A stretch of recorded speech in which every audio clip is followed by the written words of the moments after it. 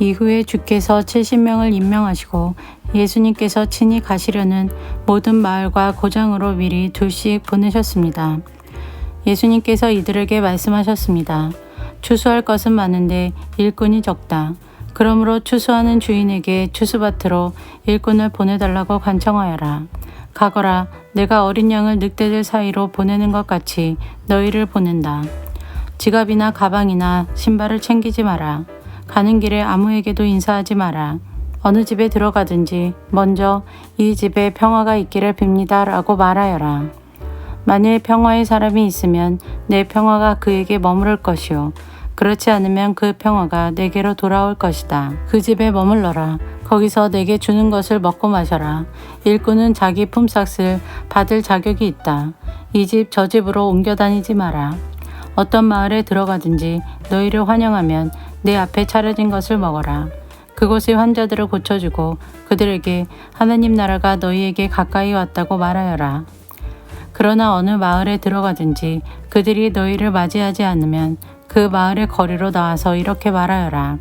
우리 발에 묻은 너희 마을의 먼지를 털고 간다. 하나님 나라가 가까이 왔다는 것을 명심하여라. 내가 너희에게 말한다. 심판의 날에 소돔이 그 마을보다 더 견디기 쉬울 것이다. 고라시나 내게 화가 비칠 것이다. 벳세다야 내게 화가 비칠 것이다. 만일 너희에게서 행했던 기적을 두로와 시돈에서 행했더라면 그들은 베옷을 입고 죄를 뒤집어 쓰고 오래전에 회개하였을 것이다. 심판 때에 두로와 시돈이 너희보다 더 견디기 쉬울 것이다. 너 가버나움아 내가 하늘까지 높아지겠느냐. 오히려 지옥까지 떨어질 것이다.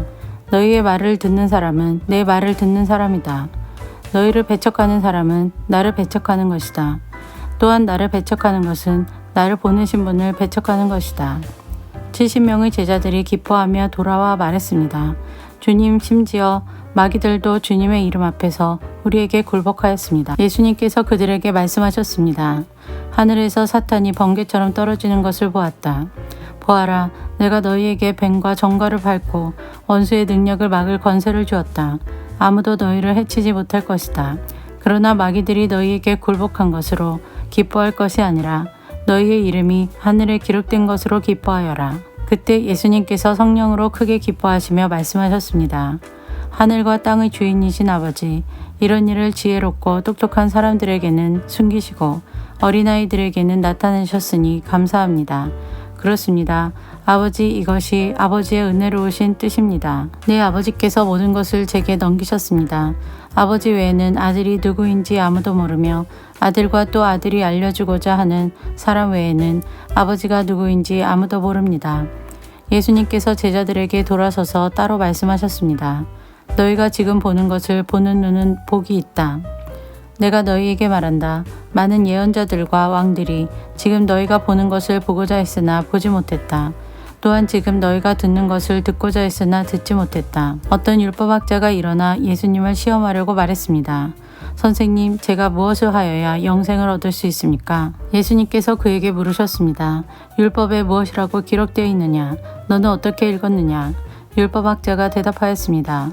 내 모든 마음과 모든 목숨과 모든 힘과 모든 뜻을 다해 주 내 하나님을 사랑하라고 하였고 또한 내 이웃을 내 몸같이 사랑하라고 하였습니다.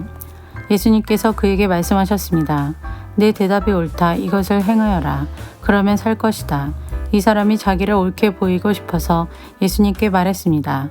그러면 누가 제 이웃입니까? 예수님께서 대답하셨습니다. 어떤 사람이 예루살렘에서 여리고로 내려가고 있었다. 그런데 도중에 강도를 만났다. 강도들은 이 사람의 옷을 벗기고 때려서 거의 죽은 채로 버려두고 갔다. 마침 한 제사장이 그 길을 내려가다가 그 사람을 보고는 길 반대편으로 피해서 지나갔다. 어떤 레위인도 그곳에 와서 그 사람을 보고는 길 반대편으로 피해서 지나갔다. 이번에는 어떤 사마리아 사람이 그 길을 여행하다가 그가 있는 곳에 이르렀다. 사마리아 사람이 그를 보고 불쌍하게 여겼다.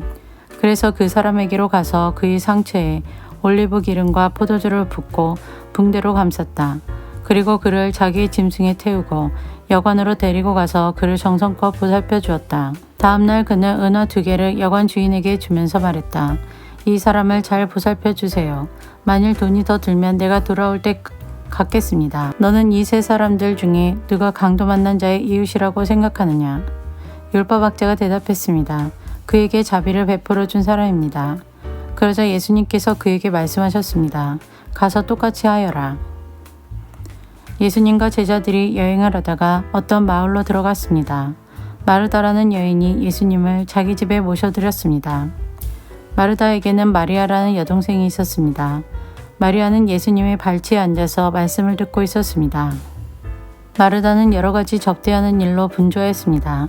그러다가 예수님께 다가가서 말했습니다. 주님, 저 혼자 이 모든 접대를 하는데 제 동생이 저를 거들지 않는 것을 아무렇지도 않게 생각하십니까? 저를 도우라고 말씀해 주십시오.